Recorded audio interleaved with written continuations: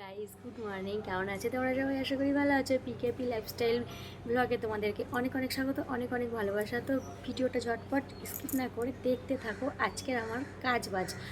তো এখন বাজে হচ্ছে 7:30। উঠেছি 7টায়। একটু তো মোবাইল, আজকে মোবাইল দেখেছি না, আজকে মোবাইল দেখিনি, একটু বিছানায় শুয়েছিলাম ঘুম থেকে উঠে। তো এবার কাজ বাজ স্টার্ট করবো। আর সবার আগে কী হয়েছে বলো তো, আমি তো মাথায় একদম তেল লাগাই না। তো ভাবছি আজকে ঘুম থেকে উঠে সবার কাজ হচ্ছে মাথায় তেল লাগাবো, লাগিয়ে তারপরে বেলার দিকে শ্যাম্পু করা। তো তোমাদের দাদাভাই আর আমার মেয়ে ঘুমাচ্ছে। আজকে শনিবার, আজকে অনেক কাজ পড়ে আছে, অনেক হচ্ছে সব ধোয়া মাজা করতে হয় শনিবার এলেই। তোমরা তো জানো, যারা আমার পিকে ফ্যামিলি বেঙ্গলি ব্লগের নতুন ভিউয়ার্স আছো তারা জানতেই পারবে। আর তার জন্য সব কিছু ধুতে হবে। তো চলো আমি তাড়াতাড়ি আর বেশি কথা না বলে ঝটপট আমি চুলের তেলটা দিয়ে নিই, ঠিক আছে? তারপরে হচ্ছে আবার কাজ বাজ। তো বন্ধুরা দেখো, আমি তেল নিয়ে চলে এসেছি। আর এখানে কিন্তু আমি শুধু নারকেল তেল দিচ্ছি না, নারকেল তেলের মধ্যে ভিটামিন ই ক্যাপসুল মানে ইভিওয়ান ক্যাপসুলটা মিশিয়ে নিয়েছি। তোমরা যারা মানে এটা ইউজ করো তো ভালো, আর যারা ইউজ করো না তারা একবার করে দেখবে, চুলগুলো এত সিল্কি হয়। আর ওই দিনই আমি শ্যাম্পু করব, তো অনেক দিন তেল দিই না, চুলটা উঠে যাচ্ছে। তো ভাবলাম চলো একটু তেলটা দিয়ে নিয়ে একটু দিয়ে তারপরে কাজ করি, কাজ বাজ সেরে স্নান করে নেব। তো দেখো তেলটা আমার দেওয়া হয়ে গেছে, এবার আমি চুলটা বেঁধে নিচ্ছি। আর কেউ ওঠেনি আমাদের এই ঘরে, জানো তো, আমি একা উঠেছি।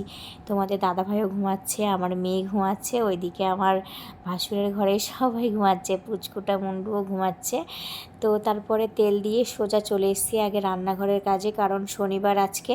ভিডিওটা আমি দেরি করে পোস্ট করছি কারণ আমার এডিটিং হয়েছিল না, আমি এডিটিং করে এখনই পোস্ট করব। আর আজকে হচ্ছে কিবার বলো তো, সোমবারে আমি এডিট করছি। তো দেখো আজকে প্রচুর বাসন, সবার আগে আমি বাসনগুলোকে জল দিয়ে ভিজিয়ে নিচ্ছি, না হলে কী বলো তো উঠতে চায় না, শুকিয়ে যায়, যেহেতু এখন গরমকাল পাখা চলছে।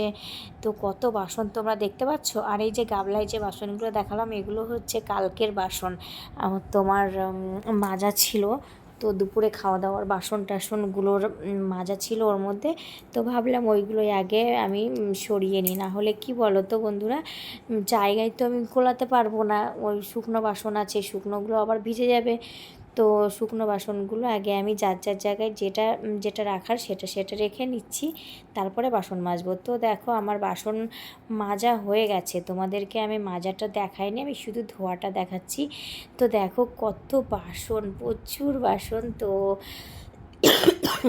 আজকে গামলাতেও ধরছে না, এত বাসন বন্ধুরা কি বলবো। তো দেখো প্রচণ্ড বাসন, প্রচণ্ড।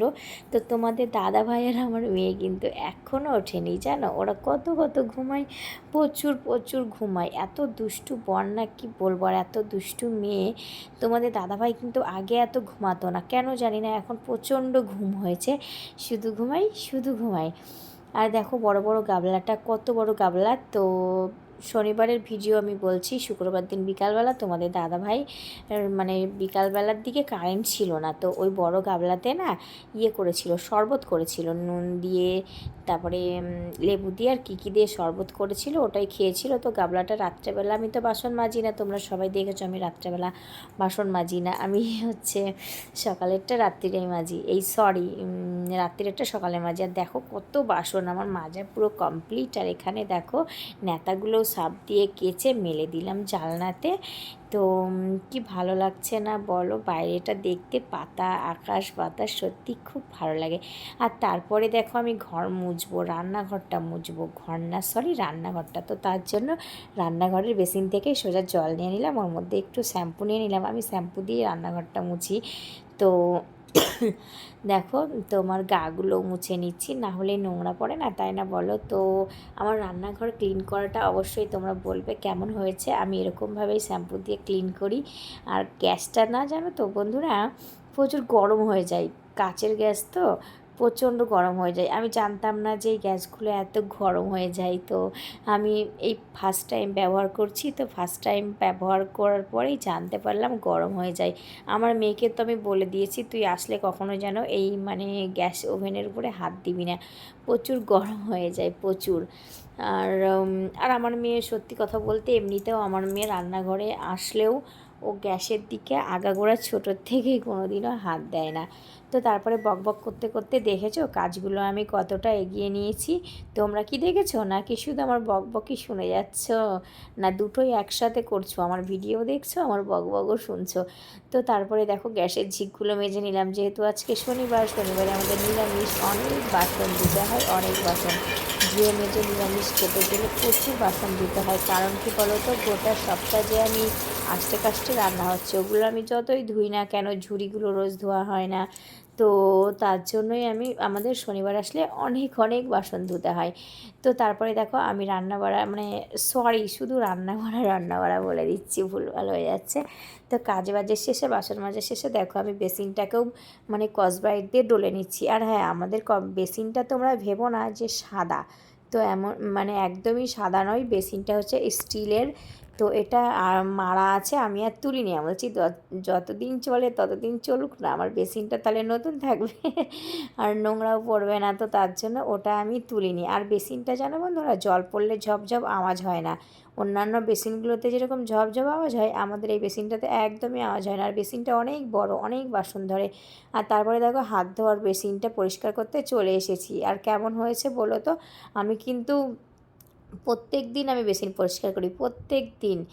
আবার রান্না বাড়া হয়ে যায়, সকালে ঘুম থেকে উঠে তো আমার রান্নাঘর পরিষ্কার করতে হয় না একদিনও, কারণ আমার পরিষ্কারই থাকে, একমাত্র শুধু শনিবার ছাড়া। শনিবারে পরিষ্কার থাকে, কিন্তু ওটা দিয়ে তো হয় না, আলাদা এক্সট্রা করে ধুতে হয় সব কিছু। তার জন্য আমাকে আবার রান্নাঘরটা ডবল করে ক্লিন করতে হয়। আর আমার প্রত্যেক দিন সকালে ক্লিন করতে হয় না, যেহেতু আমি দুপুরে ক্লিন করে রেখে দিই, রাত্রে আমি খুবই কম রান্না হয়, আর রান্না হলেও একবারে পরিষ্কার করে রেখে দিই।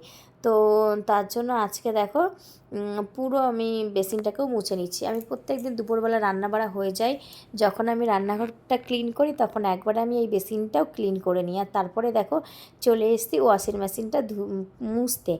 তো ওয়াশিং মেশিনটা এখানে রেখেছি, তোমাদের তো বললাম যে আমার বাড়িতে যে জায়গা নেই রাখার, তার জন্য তো আবার এখানে রাখতে হয়েছে। আর যাই হোক, জায়গা থাক আর না থাক, আমার তো ওকে ব্যবহার করাটা নিয়ে কথা, তাই না বলো? আমার যে হাতে কাচতে হয় না, কতটা সুবিধা। এতদিন আমি মেশিন থাকা সত্ত্বেও আমাকে হাতে কাচতে হতো। আর এখানে আমার মেয়ে এসে মুখ দেবে দেখে আমার জন্য যেতে পারছে না, আমি বলছি দাঁড়া দাঁড়া, তুই যাবি। আর তারপরে দেখো বন্ধুরা, আমার মেয়ের মুগ্ধ হয়ে গেছে। আর তোমাদের সাথে বকবক করতে করতে রান্নাঘরের উপরটা আমার পুরো ক্লিন করা হয়ে গেছে, এবার নিচটা বাকি। তো তার জন্য দেখো এই ফুল যে সানমাইকারগুলো আছে না, ওইগুলোতে তো সানমাইকার বলে, আমরা জানতাম না, যেহেতু তোমার বাড়ির মিস্ত্রিগুলোই বলেছে ওগুলোকে সানমাইকার বলে। তো সানমাইকারগুলো মুছে নিচ্ছি, আর তার সাথে সাথে নিচটাও ক্লিন করে নিচ্ছি। তো আমার যে কি ভালো লাগে না বন্ধুরা, আমার একটা রান্নাঘর হয়েছে, এই কথা ভেবে খুব সব মেয়েদেরই বলো, রান্নাঘর বলো ঘর বলো, যদি মনের মতো হয় না, সত্যিই খুব ভালো লাগে। আর এই মনের মতো রান্নাঘর পেতে আমার 11টা বছর কেটে গেল, তারপরে তোমাদের দাদাভাই আমাকে করে দিল। তো যাই হোক, 11 বছর কাটুক আর 12 বছরই কাটুক, হয়েছে তো, জিনিসটা আমার হওয়া নিয়ে কথা। তো দেখো তোমাদের সাথে বক তো করেই যাচ্ছি, করতে করতে কিন্তু আমার রান্নাঘরটা পুরো ক্লিন করা হয়ে গেছে। আর তোমরা কিন্তু বললো যে ক্লিন করে কেমন লাগছে। আমি কিন্তু এইভাবেই ক্লিন করি, একটু সময় লাগে, কিন্তু কোনো সময় আমি ফেলে রাখি না, একবারে টোটালটাই পরিষ্কার করে নিই।